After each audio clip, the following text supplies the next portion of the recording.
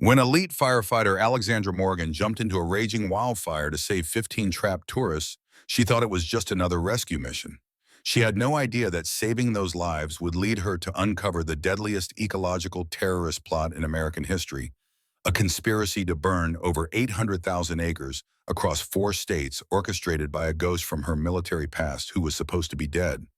With only 48 hours to stop the largest wildfire ever created, Alex must use her Delta Force sniper training to make an impossible 3,000-meter shot that will either save millions of acres of wilderness or watch America burn. Hit that subscribe button because what you're about to hear will leave you absolutely speechless. Take the shot. Female sniper's impossible shot that stopped America's deadliest fire. Alexandra Morgan stood at the edge of the helicopter at 8,000 feet, watching the Colorado wilderness burn beneath her feet. 28 years old, 5'7", with the lean muscle of someone who'd spent 4 years as a Delta Force sniper and 3 years fighting wildfires, she calculated wind speed and drop zones with the precision that had once made her the deadliest shooter in Afghanistan. Below her, the Pine Ridge National Forest was dying, 60,000 acres already consumed. The fire was moving faster than any natural wildfire should, creating its own weather system, generating winds that could kill. Through the smoke, thermal imaging showed 15 heat signatures trapped in a rocky outcropping surrounded by walls of flame that were closing like a fist. Tourists who'd ignored evacuation orders. 15 people who had maybe 10 minutes before the superheated air cooked their lungs and they died without ever seeing flame. Morgan, this is insane. The voice in her headset belonged to Captain Jake Roberts, her spotter.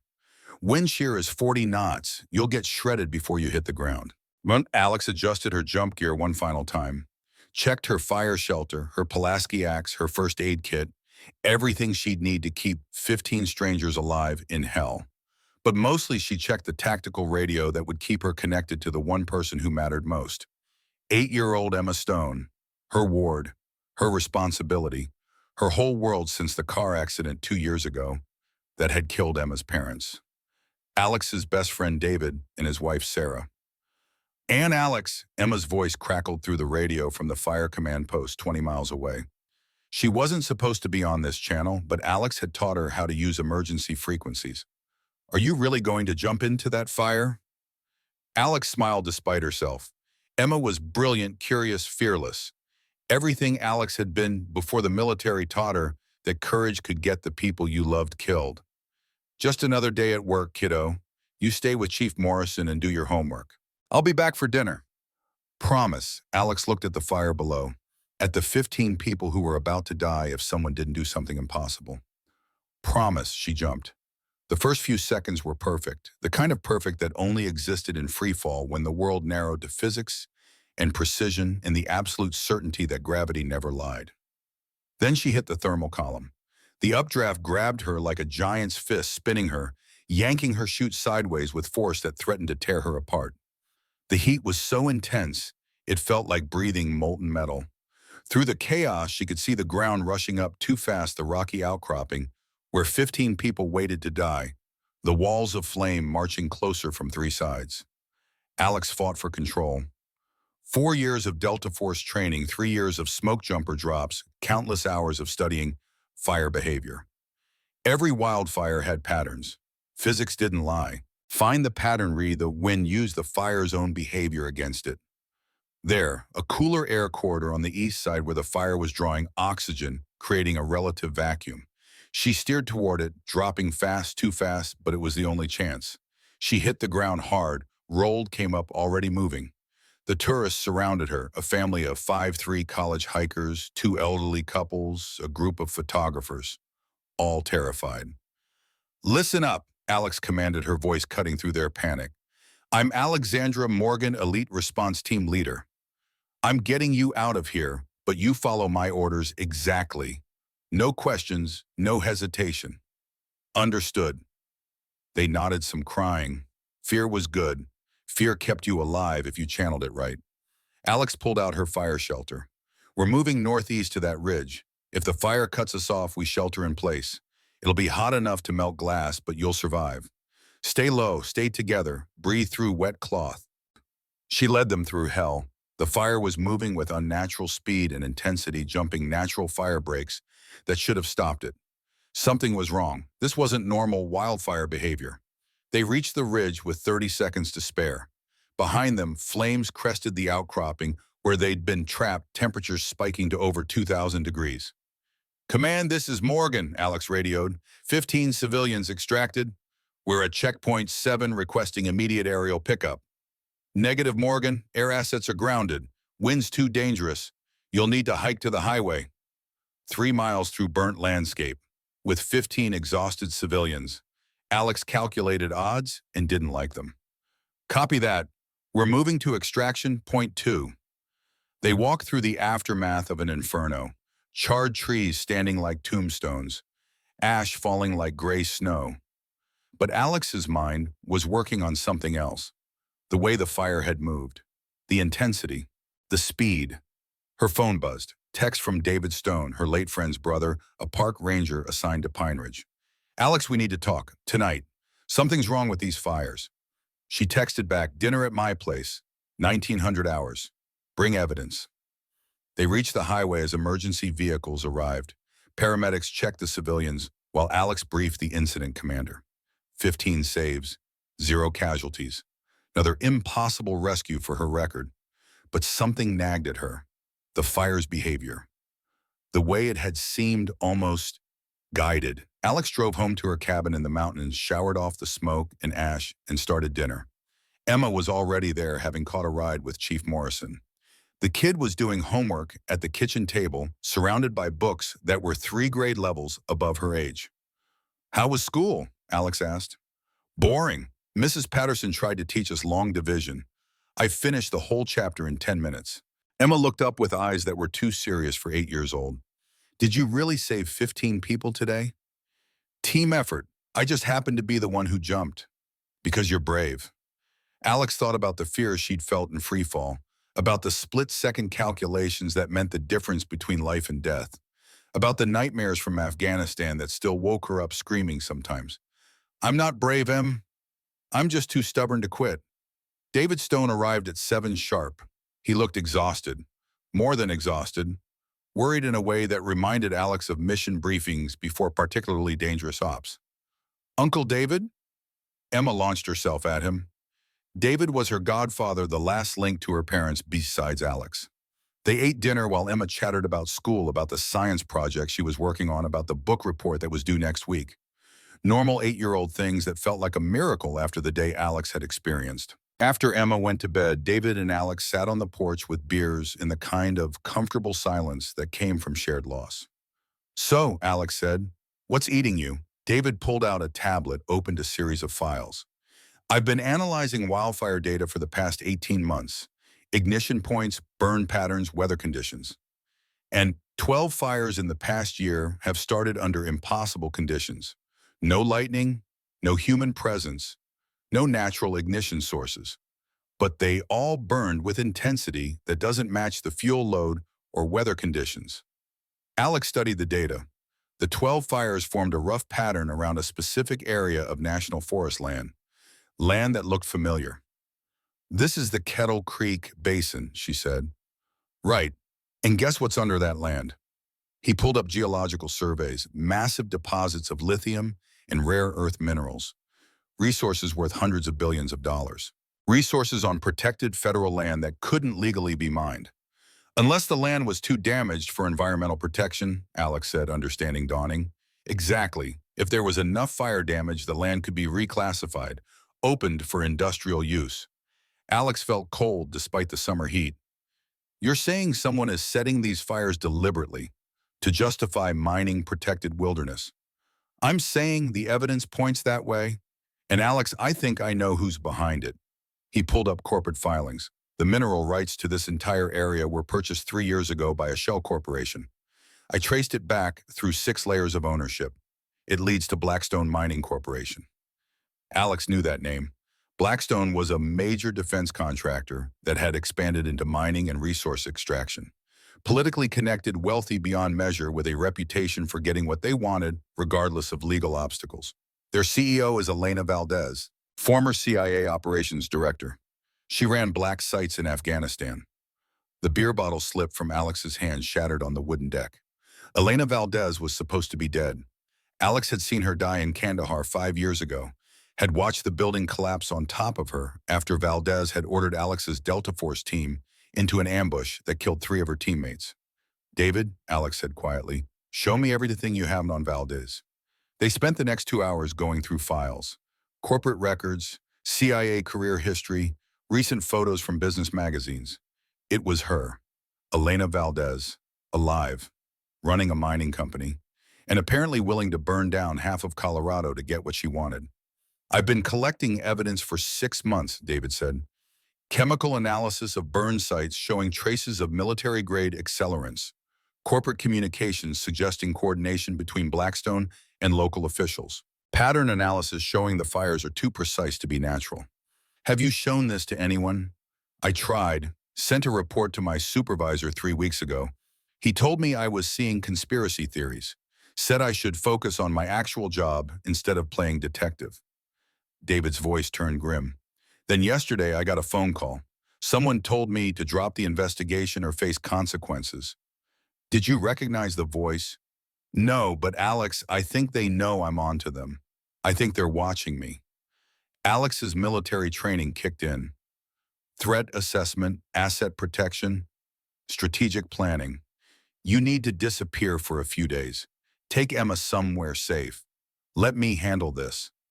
"Alex, these people have unlimited resources. If Valdez is really behind this, she has access to private military contractors. Political connections may be worse. Then it's a good thing I know how to kill people who wear expensive suits." David stared at her. "I'm not asking you to become an assassin. I'm asking you to help me expose the truth." Before Alex could answer, her phone rang. Unknown number. She answered on speaker. "Morgan?" "Alexandra Morgan." The voice was professionally neutral, female, cold, familiar. "It's been a long time." Alex felt the world tilt. She knew that voice, had heard it in briefings, in mission planning sessions, in the moments before everything went wrong in Kandahar. "Elena Valdez," Alex said. "You sound surprised. Did you think that building in Afghanistan actually killed me? I've always been harder to kill than I look." "What do you want?" "I want you to understand your situation. Your friend David has been asking inconvenient questions, looking at data he shouldn't see. That ends now." "Or what? Or the little girl you're so fond of might suffer an unfortunate accident. 8 years old, Emma Stone. Such a shame to lose both parents and then a guardian all before reaching high school." Alex's hand moved to the Glock on her hip. "If you touch her." "I won't have to, as long as you convince David to drop his investigation. As long as you both forget about fires and mining rights and corporate conspiracies. As long as you go back to being a simple firefighter who doesn't ask complicated questions. And if we refuse, then you'll discover that accidents can happen to anyone. Firefighters work such dangerous jobs. So easy for equipment to malfunction, for backup to arrive too late, for heroes to die alone in the wilderness." The line went dead. Alex stared at the phone, rage building like a fire in her chest.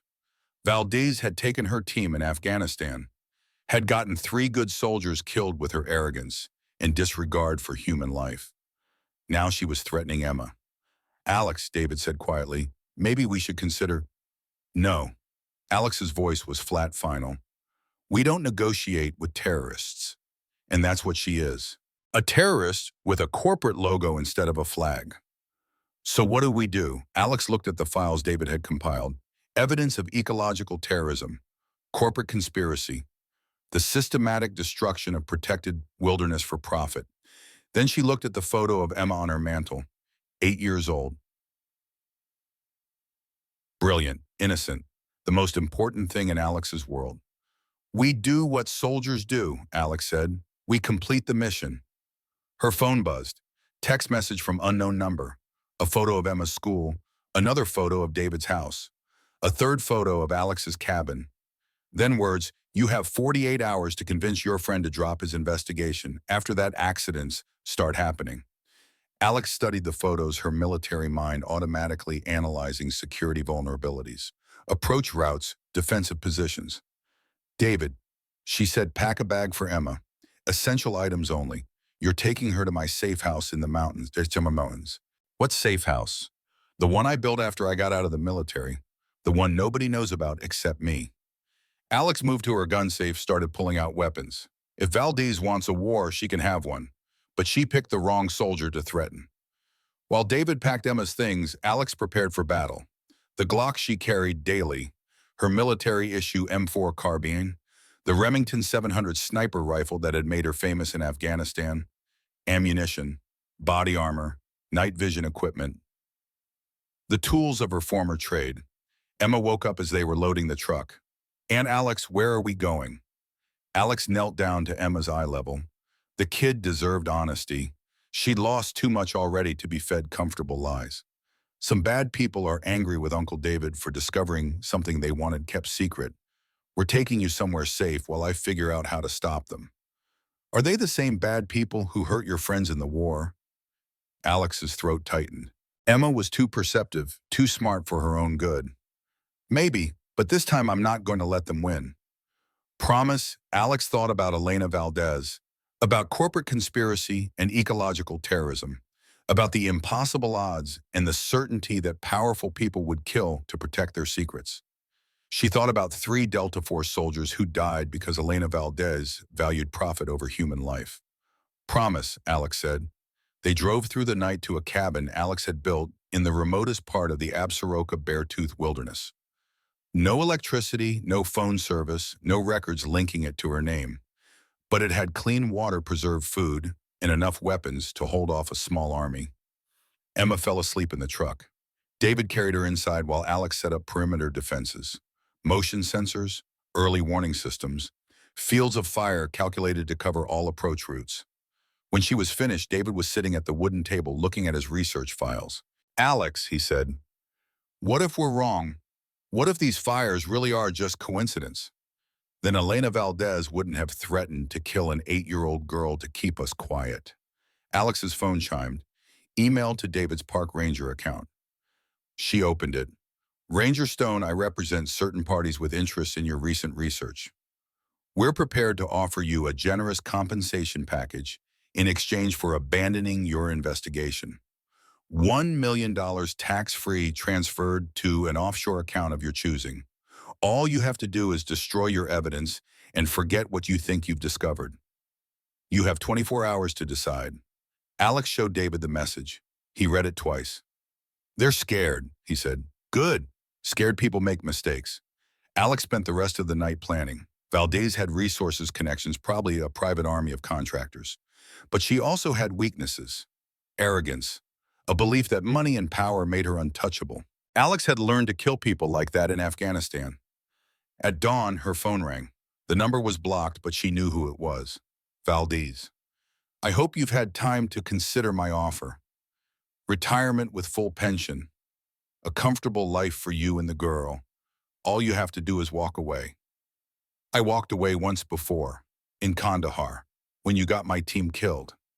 I'm not walking away again." Silence. "Then you're making a mistake, Alexandra. You can't fight a corporation with a rifle and good intentions. Watch me." Alex hung up, ejected the battery from her phone. From now on, electronic communications were compromised. She woke David and Emma made breakfast from canned supplies. While they ate, she outlined her plan. "You stay here with Emma. This place is off the grid, defendable, supplied for 2 weeks. I'm going hunting." "Hunting for what?" "Evidence, proof. Something that will expose Valdez and Blackstone to the whole world." "And how exactly do you plan to get that?" Alex checked her weapons, loaded her pack with gear she hadn't used since Afghanistan. "I'm going to break into their operation and take what I need." David stared at her. "That's suicide." "That's Tuesday. I've done harder things before breakfast in Afghanistan." Emma looked up from her cereal. "Aunt Alex, will you come back?" Alex knelt beside her chair, held Emma's hands. They were small and warm and trusting in a way that made Alex's chest tight. "I'm going to try my hardest, kiddo. But if something happens to me, Uncle David will take care of you. And you'll remember that I love you more than anything in the world." Tears welled in Emma's eyes. "I love you too." Alex hugged her, breathing in the smell of kid shampoo and innocence. Then she stood, shouldered her pack, and walked out into the Montana wilderness to hunt the woman who'd haunted her nightmares for 5 years. Time to finish what Elena Valdez had started in Kandahar. Alex spent 3 days conducting reconnaissance on Blackstone Mining's Colorado operations, moving through the wilderness like the ghost she'd been trained to be in Delta Force. The main facility was 30 miles from the nearest town, hidden in a valley that didn't appear on civilian maps. What she found made her blood run cold. The complex was larger than many military bases, administrative buildings, equipment yards, a helicopter pad that could service military aircraft, and in the center a hardened bunker that could only house one thing, a command and control center for coordinating multiple operations across a wide area. Through high-powered optics, Alex observed personnel movements, security rotations, vehicle traffic. The guards weren't ordinary security. They moved with military precision, carried automatic weapons, and swept for electronic surveillance with the paranoia of professionals. These weren't corporate security guards. These were private military contractors. On the evening of the third day, Alex's patience was rewarded. A black SUV arrived at the main building. Alex focused her scope on the passengers as they exited the vehicle. Elena Valdez stepped out first, 52 years old, but still moving with the lethal grace that had made her legendary in the CIA. Behind her came a man Alex recognized, Colonel James Mitchell, her former commander in Delta Force, the man who'd recommended her for her final mission, the mission where Valdez had gotten her team killed. Alex watched through her scope as Mitchell and Valdez entered the building together, and pieces of a larger puzzle began falling into place. That night, Alex made camp 5 miles from the complex and tried to process what she'd discovered. Mitchell's presence changed everything. He'd been her mentor, her commander, the closest thing to a father figure she'd had in the military. If he was working with Valdez voluntarily, then everything Alex thought she knew about loyalty and honor was a lie. Her satellite phone rang at 0200 hours. The number was encrypted military priority. Morgan. Alex. Mitchell's voice strained, evident even through the digital compression. We need to talk. I'm listening. Not on an open channel. Grid reference, Papa 77902. 1 hour. Come alone. Alex checked her GPS. The coordinates were 2 miles from her current position in a clearing that would give both parties clear sight lines and multiple escape routes. A good place for a conversation. Or an ambush. Alex geared up with full combat load and moved out. Mitchell was waiting when she arrived, standing in the center of the clearing, with his hands visible and empty. But Alex had learned caution the hard way. She remained in the tree-lined rifle trained on his center mass. Talk, she called out. I know what you think you saw today, Valdez and me, and working together. But it's not what it looks like. Then explain it. Mitchell sat down on a fallen log, movement slow and deliberate. 3 years ago, Valdez approached me. She was starting a mining operation and needed someone to handle security. The money was exceptional. The work seemed legitimate. When did it stop being legitimate? About 6 months in, when I realized she wasn't just extracting resources from legally acquired land. She was engaging in environmental terrorism, conspiracy murder. By then I was in too deep. I knew too much. Leaving meant becoming a liability. Alex stepped out of the tree line but kept her rifle ready. So you became complicit. I became pragmatic. I convinced myself I could limit the damage, keep casualties to a minimum, protect innocent people. Mitchell's voice cracked slightly. David Stone was never supposed to get hurt. David's fine for now. Valdez wanted him eliminated. I convinced her that a park ranger's conspiracy theories wouldn't gain traction, that killing him would create more problems than it solved. How generous of you. Alex, I'm trying to tell you that I'm not your enemy. I'm trapped in a situation that's spiraling out of control, and I need your help to stop it before more people die. Alex lowered her rifle slightly. What's she really planning? Mitchell pulled out a tablet, showed her maps and operational plans. Operation Inferno, simultaneous ignition at 60 points across 4 states. The largest coordinated wildfire event in history, designed to burn over 800,000 acres of protected wilderness. Alex felt sick. Casualties. Initial estimates suggest between 200 and 500 deaths. Firefighters caught in the burn zones. Civilians who can't evacuate in time. Search and rescue personnel. Mitchell met her eyes. Valdez considers it acceptable losses for a greater strategic objective, which is control of mineral resources worth an estimated $400 billion, resources that would make Blackstone one of the most powerful corporations in the world. Alex thought about the 15 people she'd rescued 3 days ago, about Emma sleeping safely in a cabin 60 miles away, about the thousands of firefighters who would die trying to contain the disaster Mitchell was describing. When does it happen? 72 hours, July 20th at 1400 hours Mountain Time. 3 days. Alex had 3 days to stop the largest act of ecological terrorism in American history. If you really want to stop this, Alex said, give me access to their command center. Let me shut down the ignition system. It's not that simple. The facility is hardened against external attack. The control room is 3 levels underground, accessible only through security checkpoints that require multiple biometric authorizations. Can you get me those authorizations? My credentials are still active, but the moment I use them to help you infiltrate, Valdez will know I've betrayed her. She'll activate emergency protocols and accelerate the timeline. Then we do this fast. Get me inside, let me disable the system extract before they know what happened. Mitchell shook his head. Alex, you don't understand what you're walking into. Valdez has spent 3 years building this operation. She has backup systems, contingency plans, enough redundancy to survive any single point of failure. Then what do you suggest? We need to eliminate the threat at its source. Valdez is the only person with complete command authority over Operation Inferno. Remove her and the entire plan falls apart. Alex understood what he was suggesting. You want me to assassinate her? I want you to do what you were trained to do, Baum. What you did in Afghanistan. Stop a terrorist before they can kill innocent people.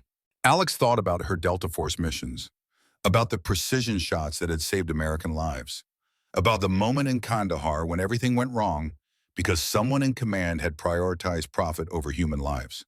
If I do this, Alex said, I need guarantees. Emma stays safe, David stays safe. You testify against Blackstone and provide evidence for prosecutions. Agreed, but Alex, there's something else you need to know. Mitchell pulled out a photograph. It showed a young girl, maybe 10 years old with dark hair and serious eyes. Valdez has a daughter, Isabella.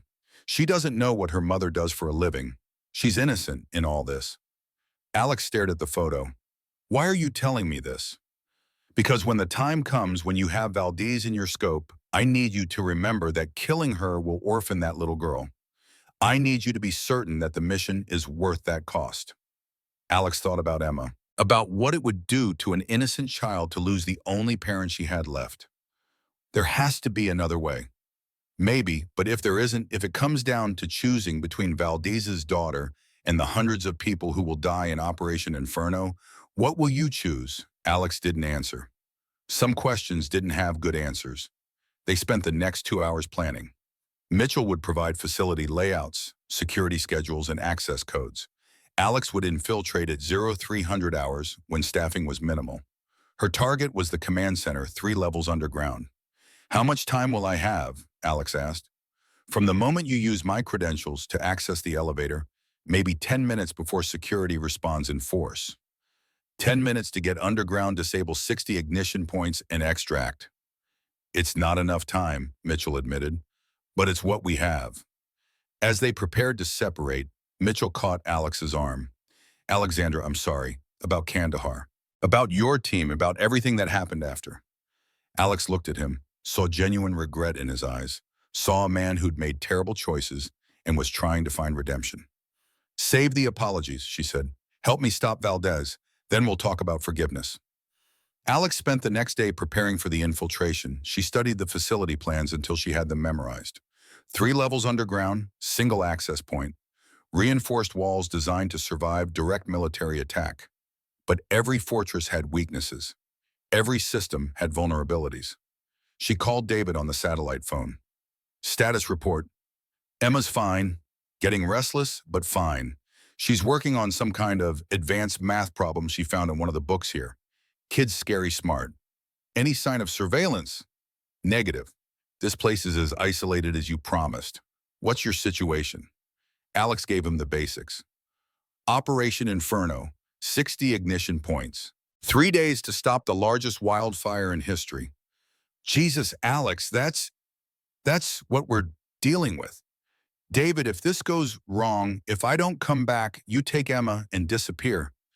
Change your names. Start over somewhere Blackstone can't find you. Alex, oh, promise me. Silence. Then, I promise. But you're coming back. You always come back. Alex hoped he was right.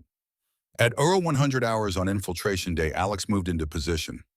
She'd blackened her face, dressed in dark tactical clothing, carried equipment designed for silent entry and rapid extraction. The facility at night looked even more formidable. Floodlights swept the perimeter, guards patrolled in pairs, camera systems covered every angle of approach. But Alex had been the best sniper in Delta Force because she understood patience. She waited for the patterns, found the gaps, located the single 30-second window when the north wall was unobserved. She moved like smoke through the darkness, reached the exterior wall, used climbing gear to scale to a third-floor window. The glass was reinforced, but Alex had tools for that problem. Inside the building, emergency lighting provided just enough illumination to navigate.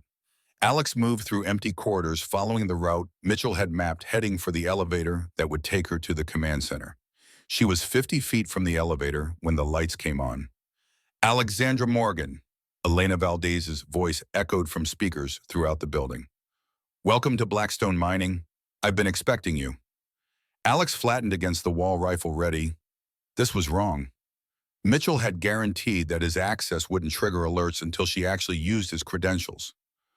Unless Mitchell had betrayed her. I know what you're thinking, Valdez continued. Did James set you up? Is this an elaborate trap? The answer is more complicated than you might expect. Security personnel appeared at both ends of the corridor, 6 men in tactical gear with automatic weapons, professional spacing, overlapping fields of fire. Alex was trapped. Put down your weapon, Alexandra. Let's talk face to face. I think you'll find my proposition more reasonable than you expect. Alex calculated odds. 6 contractors, well-trained, good positions.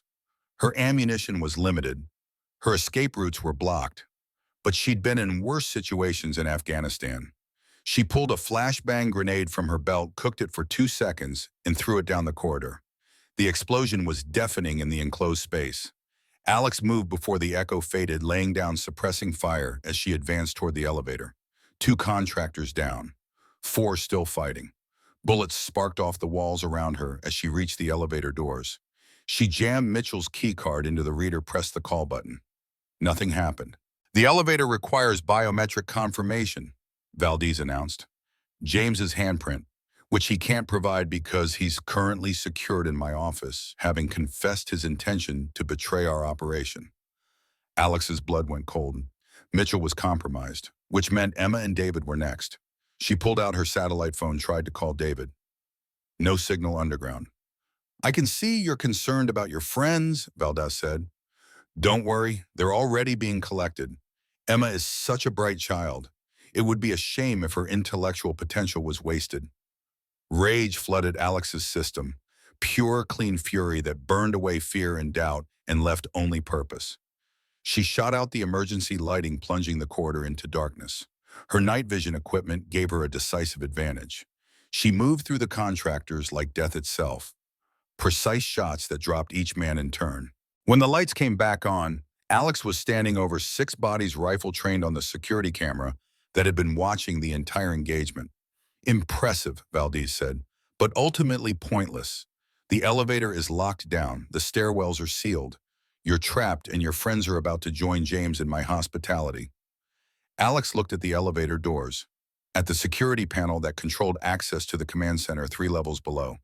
She had enough C4 in her pack to blow the doors, but the explosion would collapse the shaft, eliminating her only way down to the control room. Unless... Alex pulled out her phone, activated the emergency beacon that would transmit her location to federal agencies. Even underground, even blocked by concrete and steel, the signal might get through. Then she started placing shaped charges around the elevator shaft. What are you doing, Alexandra? What I was trained to do, Alex said, completing the mission. She detonated the charges. The explosion was massive, control precise. It blew out the elevator doors and most of the surrounding wall, but left the shaft itself intact. Smoke and debris filled the air. Alex rappelled down the elevator shaft, 60 feet of concrete and steel landing, hard on the roof of the elevator car, 3 levels down. She was inside the command center level. The corridor was empty, but Alex could hear alarms screaming throughout the facility.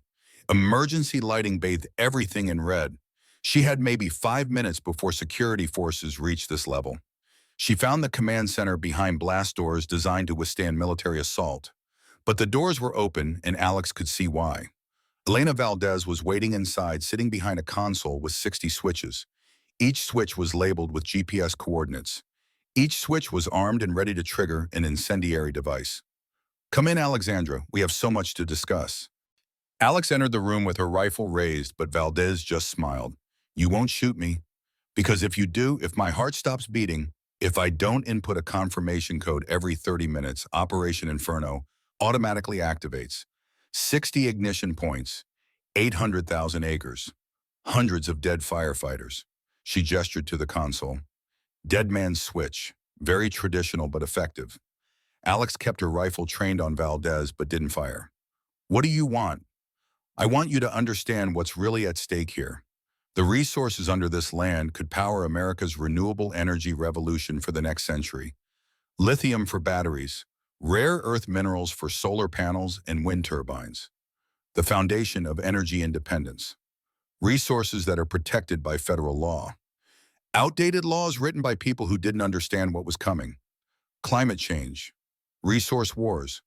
The collapse of globalization." Valdez stood up slowly, hands visible. "I'm not a villain, Alexandra. I'm a patriot doing what's necessary to secure America's future. By burning 800,000 acres and killing hundreds of people. Every war has casualties. Every great achievement requires sacrifice. You know this. You've made those calculations in Afghanistan. You've pulled the trigger when duty demanded it." Alex thought about the missions she'd completed, the lives she'd saved by ending other lives, the impossible choices that came with the responsibility to protect innocent people. "There's a difference," Alex said. "The people I killed were trying to kill Americans. The forests you're burning can't fight back." "Can't they, T?" Valdez gestured to screens showing wildfire footage. "These forests are burning anyway, Alexandra. Climate change guarantees it. I'm just accelerating the inevitable and ensuring that America benefits from what happens next." "You're rationalizing mass murder." "I'm thinking strategically about national security." Valdez's voice hardened. "But I'm also offering you a choice. Join me. Use your skills for something larger than rescuing tourists and fighting individual fires. Help me secure resources that will keep America strong for generations. And if I refuse, then Emma and David die, James dies, you die, and Operation Inferno proceeds anyway. All those deaths for nothing." Alex stared at the console. 60 switches, 60 potential megafires, hundreds of thousands of acres, hundreds of lives. She thought about Emma, brilliant and trusting and innocent. About David, loyal and brave and trying to do the right thing. About Mitchell, trapped somewhere in this facility paying the price for trying to redeem past mistakes. She thought about 15 tourists she'd saved 3 days ago. About thousands of firefighters who would die trying to contain the disaster Valdez was planning. "There's a third option," Alex said, which is Alex shot out the main console with 3 precise rounds, sparks flying as electronics died. Emergency lights flashed. Backup systems kicked in, but 60 switches went dark. "Impressive," Valdez said calmly, "but I told you there are redundancies. Backup systems, alternative control methods." She pulled out a tablet, fingers moving across the screen. "Manual activation protocol. I can trigger all 60 ignition points from this device." Alex aimed at the tablet. Valdez smiled and held it against her chest. "Shoot the tablet, you kill me. Kill me, and my heart stops. My heart stops, and the failsafe activates anyway." "You're bluffing." "Are you willing to bet Emma's life on that?" Through the facility's PA system, Alex heard gunshots, explosions, the sound of a serious firefight somewhere above. "Ah," Valdez said. "That would be the FBI raid. I've been expecting them. James sent them everything, didn't he? Evidence, proof, a complete case file." More explosions, Closer now. They'll be here in minutes, Alex said. Give up, surrender. Maybe you can negotiate a deal. I don't negotiate with weakness. Valdez's finger hovered over the tablet screen. Last chance, Alexandra. Join me willingly or watch everything you care about burn. The firefight was getting closer. Alex could hear boots in the stairwells, voices shouting tactical commands. The FBI was breaching the facility level by level, but they wouldn't reach the command center in time. Alex looked at Elena Valdez, at the woman who'd gotten her team killed in Afghanistan, who was threatening to murder hundreds of firefighters and destroy 800,000 acres of wilderness, who was holding Emma's life hostage for corporate profit. She thought about impossible shots she'd made in Afghanistan, about the physics of precision shooting, about wind and distance, and the absolute certainty that some problems could only be solved with a bullet. You know what I learned in Delta Force, Alex said. What's that? Sometimes the only way to stop a terrorist is to take the shot. Alex pulled the trigger. The bullet took Valdez in the shoulder, spinning her around, sending the tablet flying across the room. Alex dove after it, caught it before it hit the ground, saw Valdez's finger had been milliseconds away from triggering Operation Inferno. Valdez was on the ground, bleeding but alive, reaching for a backup pistol. Alex shot the pistol out of her hand. It's over, Alex said.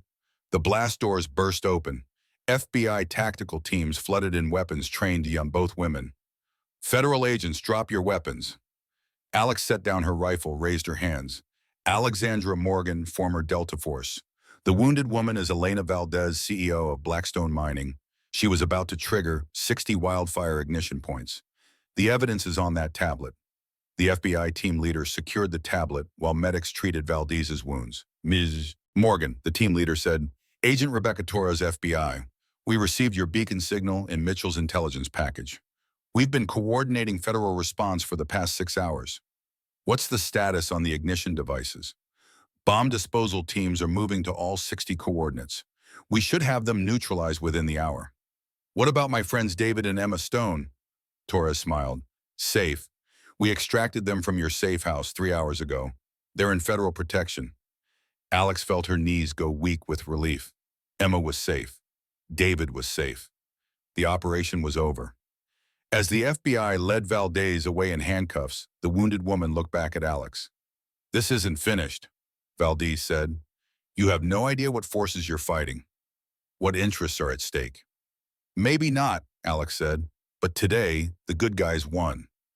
6 hours later, Alex stood in an FBI command post watching bomb disposal teams neutralize the final ignition device, 59 down. 1 to go. The device was hidden in a remote canyon in Utah, accessible only by helicopter. Alex watched through drone feeds as the team approached the location, of flat-screen TV showing helmet camera footage in real time. Device located, the team leader radioed. Military-grade white phosphorus incendiary, sophisticated timer. Give us 20 minutes to disarm. Alex waited, tension coiling in her stomach. Too easy. This was all too easy. Her phone rang. Unknown number. Morgan. Xandra. Elena Valdez's voice weak but still coldly professional. I'm calling from the medical wing of the Federal Detention Center. Wonderful facilities. Very secure. How did you get a phone? I have resources you can't imagine. People who owe me favors. Institutions that depend on my continued cooperation. It's over, Valdez. Your ignition devices are being disarmed. Your operation is blown. Your people are under arrest. Are they? Look around, Alexandra. Count the arrests. Count the seizures.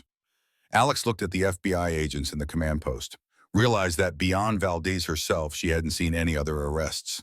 No Blackstone executives. No private military contractors. The beautiful thing about shell corporations, Valdez continued, is that they can be dissolved overnight. Assets transferred. Personnel reassigned. Paperwork destroyed. By tomorrow, Blackstone Mining will be a defunct entity with no provable connection to current events. You confessed. We have recordings. I was wounded, traumatized, possibly coerced. My lawyers will argue that any statements I made were inadmissible. Fruit of the poisonous tree. Alex felt ice in her stomach. What are you saying? I'm saying that in 6 months I'll be free on a technicality. The charges will be dropped or reduced to financial crimes with minimal sentences, and then I'll resume my work with better security and deeper contingencies. The FBI has evidence, documents, proof. Evidence obtained through illegal infiltration, testimony from a self-confessed saboteur, documents that could have been fabricated. Valdez's voice carried the satisfaction of someone who'd planned for every contingency. I've been fighting legal battles longer than you've been alive, Alexandra. I know how to survive them. On the screen, the bomb disposal team was working on the final ignition device, cutting wires, removing components. But there is another way, Valdez said, a permanent solution to our mutual problem. I'm listening. Device 60 isn't just an incendiary. It's also a radio transmitter, a dead man's switch connected to my heart monitor here in the medical wing. If my vital signs stop, if this call ends unexpectedly, if I don't input a confirmation code every 30 minutes, the device detonates. Alex's blood went cold. You're lying. The bomb disposal team is looking at a decoy device. The real ignition system is buried 50 feet away. White phosphorus mixed with napalm and thermite, enough to start a fire that will burn until it reaches the Pacific Ocean. Why are you telling me this? Because I want you to understand your options. You can let me walk away. Let the legal system fail to convict me. Let me rebuild my operation with better security. Eventually, I'll succeed in extracting those resources and hundreds of people will die in the process. Alex watched the bomb disposal team on screen. They were working on a fake device while the real threat waited underground. Or, Alex asked, or you can finish what you started in my command center. One bullet, one shot, permanent solution. Save hundreds of future lives by taking one life now. And orphan your daughter. Silence. Then you know about Isabella. Mitchell told me, 10 years old, innocent. She has nothing to do with your crimes. She has everything to do with them. Every dollar I've earned, every risk I've taken, every life I've endangered, it's all been for her. To leave her a world where America is strong, where she has opportunities, where she'll never know what it's like to be powerless. Alex thought about Emma, about the risks she'd taken to protect one 8-year-old girl, about the lengths parents would go to secure their children's futures. There has to be another way, Alex said. There is no other way. The legal system can't hold me. Federal prison can't contain me. I have too many resources, too many connections. In 18 months, I'll be free, and you'll be looking over your shoulder for the rest of your life. So you want me to murder you? I want you to make the same calculation you made in Afghanistan. Weigh the lives saved against the life taken. Choose the greater good over personal comfort. Alex looked around the FBI command post, agents coordinating responses, technical specialists analyzing evidence, people working within a system designed to deliver justice through legal means. A system that Valdez was probably right about. A system that favored wealth and connections over truth and justice. If I refuse, then this call ends. My heart monitor goes dark and the American West burns. Isabella grows up an orphan anyway, but hundreds of firefighters die with me. Alex closed her eyes, thought about the 15 people she'd rescued from the wildfire 4 days ago. Thought about the thousands of firefighters who would die trying to contain the disaster Valdez was threatening. Where are you? Alex asked. Level 3 Medical Wing Federal Detention Center, Denver. Room 314. Light security because I'm wounded and supposedly helpless. You could be here in 2 hours. And then you do what Delta Force trained you to do. One shot, clean, precise, professional. Isabella will never know it wasn't an accident. The world will never know you were there. Alex opened her eyes, looked at the screen showing the bomb disposal team. They were almost finished with the decoy device. Soon they would report success, and everyone would think the threat was over. But 50 feet underground, a real bomb waited with a dead man's switch connected to Elena Valdez's heart. I need guarantees, Alex said, such as Chico. If I do this, Emma and David stay safe. No retaliation, no consequences. They get to live normal lives. Agreed. Mitchell gets immunity and protection. Full federal witness protection if necessary. Agreed. And you give me the exact location of the real ignition device so the FBI can disarm it after you're dead. Grid reference uniform 7704. 53 feet northwest of the decoy device, buried 4 feet down. Alex memorized the coordinates. How do I know you're telling the truth? Because in 2 hours, you'll have a rifle scope trained on my head, and if I've lied about anything, you can simply walk away and let me burn the world down. The line went dead. Alex stood in the FBI command post surrounded by agents who believed they'd won, watching a bomb disposal team disarm a fake device while the real threat waited underground. She thought about Isabella Valdez, 10 years old, innocent, about to lose the only parent she had left. She thought about Emma Stone, 8 years old, innocent, safe because Alex was willing to do terrible things to protect her. She thought about the calculations soldiers made, the math of sacrifice, the choice between personal morality and greater good. Alex walked to Agent Torres. I need to borrow a rifle and scope. Government issue. Precision shooting setup. Why? Because this isn't over. Valdez is playing a deeper game than you realize. Torres studied Alex's expression. What aren't you telling me? That bomb disposal team is working on a decoy device. The real ignition system is 50 feet northwest, buried deeper, and it's connected to a dead man's switch. How do you know that? Because Elena Valdez just called me and told me. She's giving me a choice. Kill her or watch the American West burn. Torres stared. That's impossible. She's in maximum security medical detention. When's the last time anyone verified her location? Torres grabbed a radio. Command, this is Torres. I need immediate visual confirmation on prisoner Elena Valdez. Location and status. Static then. Torres, we have a problem. Valdez is gone. Medical wing is empty. Security footage shows her walking out 20 minutes ago in a nurse's uniform. Alex wasn't surprised. Valdez had spent 30 years in intelligence operations. Escaping from a hospital detention room would be child's play. Where is she now? Torres demanded. Alex's phone buzzed. Text message with GPS coordinates and a photo. The photo showed Elena Valdez standing on a hotel rooftop in downtown Denver. The coordinates put her position exactly 847 meters from a building with clear sightlines, a building Alex could reach in 90 minutes. Another text, the clock is ticking, Alexandra. 1 hour until automatic detonation. Choose wisely. Alex showed Torres the message. She's given me 1 hour to get into position and take the shot. We'll coordinate a tactical response. Surround the building. Negotiate. She won't negotiate, and if you spook her, she triggers the device early. Alex met Torres's eyes. This is what I was trained for. Let me do my job. Torres hesitated.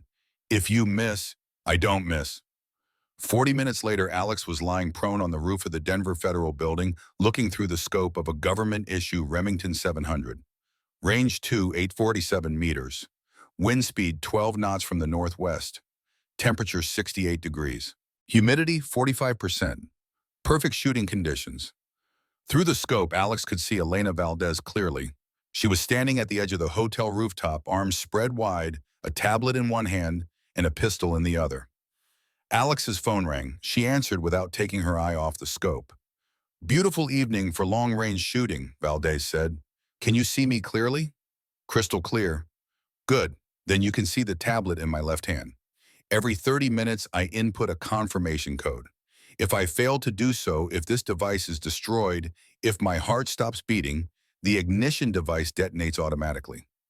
Alex checked her watch. 18 minutes until the next confirmation was due. I can also see the pistol in your right hand, Alex said. Insurance policy. If you wound me instead of killing me, I'll finish the job myself. Either way, my heart stops, the device triggers, and the West burns. Alex calculated. Wind drift at this range. Bullet drop. The time it would take for a .308 round to travel nearly 3 kilometers. You know what's funny, Valdez said. In Afghanistan, I always wondered if you were good enough to make an impossible shot when it really mattered. Turns out we're going to find out. Why are you doing this? Really, why force me to kill you? Because I've been living on borrowed time since Kandahar. Because I've made too many enemies and accumulated too much guilt. Because Isabella deserves to remember a mother who died fighting for what she believed in, not one who rotted in federal prison. Alex thought about that, about legacy, about how children remembered their parents. She'll grow up thinking you were a hero. Better than growing up knowing I was a war criminal. Through the scope, Alex watched Valdez check her watch. 15 minutes until the next confirmation. Last chance, Alexandra. Walk away. Let the device detonate. Let me win this round and live with the consequences. Or take the shot and save hundreds of lives. Alex thought about Emma safe in federal protection, about David recovering from his injuries, about 15 tourists who were alive because she jumped into a wildfire, about thousands of firefighters who would die trying to contain the disaster Valdez was threatening. She thought about Isabella Valdez, 10 years old, who would wake up tomorrow morning an orphan. I'm sorry, Alex whispered. She pulled the trigger. The bullet crossed 2847 meters in 3.2 seconds. Perfect trajectory, perfect placement. Elena Valdez dropped instantly, the tablet and pistol falling from her hands. Alex's phone rang immediately. Agent Torres. Sniper teams are moving to secure Valdez's position. Bomb disposal is proceeding to the real ignition device. You did it, Alex. Alex lowered the rifle, sat up on the rooftop. In the distance, she could see emergency vehicles racing toward the hotel where Elena Valdez had just died. Yeah, Alex said quietly. I did it? 3 hours later, the final ignition device was disarmed. Operation Inferno was officially terminated. The largest wildfire plot in American history had been stopped. Alex drove through the night to the federal safe house where Emma and David were waiting. She'd called ahead, told them she was coming home. Emma ran to her when she walked through the door, launching herself into Alex's arms with the fearless trust of childhood. Aunt Alex, Uncle David said, you saved the whole world. Alex hugged her, breathing in the smell of kid shampoo and innocence. Just did my job, kiddo. Are the bad people gone?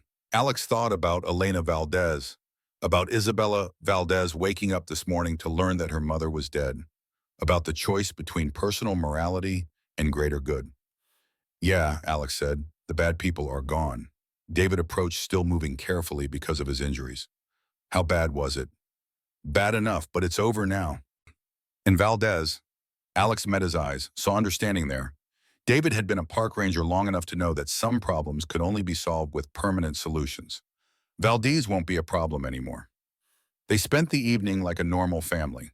Emma showed Alex her homework, advanced math problems that would challenge most high school students. David cooked dinner using ingredients from the safe house kitchen. They talked about ordinary things, school projects, work schedules, vacation plans. Normal life, the kind of life Alex had fought to preserve. As Emma got ready for bed, she asked the question Alex had been dreading. Aunt Alex, are you going to keep being a firefighter? Alex thought about the choice ahead of her. She could go back to fighting wildfires, rescuing tourists, leading hotshot crews into dangerous situations. She could return to the simple heroism of saving lives one at a time. Or she could acknowledge that the world had enemies who wore business suits instead of uniforms.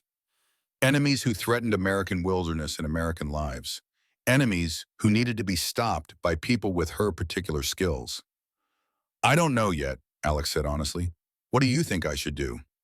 Emma considered this with the seriousness that 8-year-olds brought to important questions. I think you should do whatever keeps people safe, Emma said finally. Like Grandpa did in his war. Like you did in your war. Like you did today. Alex tucked Emma into bed, kissed her forehead, and thought about the conversation she'd need to have with Agent Torres tomorrow. The FBI had offered her a position. Special consultant for domestic terrorism. Cases that required her particular combination of military training and wilderness expertise. Cases like Operation Inferno. Because Elena Valdez had been right about one thing, there were other enemies out there. Other corporations that would sacrifice American lives for profit. Other terrorists who targeted the wilderness that defined America's soul. And sometimes those enemies could only be stopped by people willing to make impossible shots when it really mattered. Alex looked out the window at the mountains rising in the darkness. Somewhere out there, forests were growing. Wildlife was thriving. Wilderness was surviving because she'd been willing to do what was necessary. Tomorrow, Emma would go back to school. David would return to his park ranger duties. Life would return to normal. But Alex knew now that normal was fragile, that it needed protection, that it required people willing to stand watch in the darkness and make the hard choices that kept the light burning. Her phone buzzed. Text from Agent Torres. New case, corporate terrorists targeting old-growth forests in Oregon. Could use a consultant with your expertise. Interested? Alex looked at the message, then at Emma sleeping peacefully in the next room. She typed back, "When do we start?" Because that's what soldiers did. They completed the mission. They protected the innocent. They stood watch so others could sleep safely. And sometimes when duty demanded it, they took impossible shots that saved the world.